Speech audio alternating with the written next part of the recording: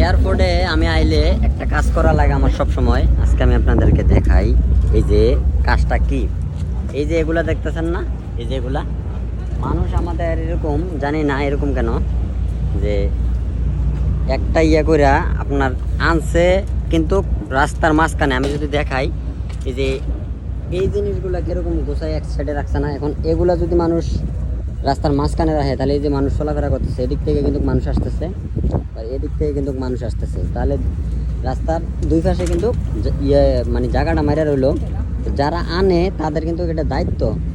এখন এগুলো আমি যে এই তিনটা চারটা ইয়ে আসলো এখানে, এখন আমি সবগুলাকে নিজের দায়িত্বে এগুলো আমি ইয়ে করে এখন ওই যে ওই পাশে নিয়ে রাখবো।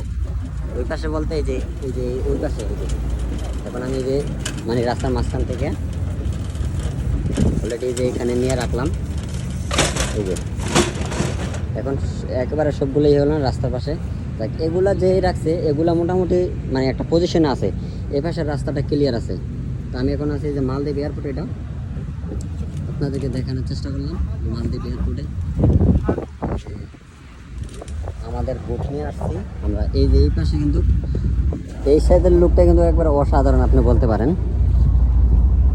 যে ওয়াও। আমি যে এইখানে একটু উপরে উঠি দেখি কিরকম এয়ারপোর্ট, ওয়াও মানে অসাধারণ লুক।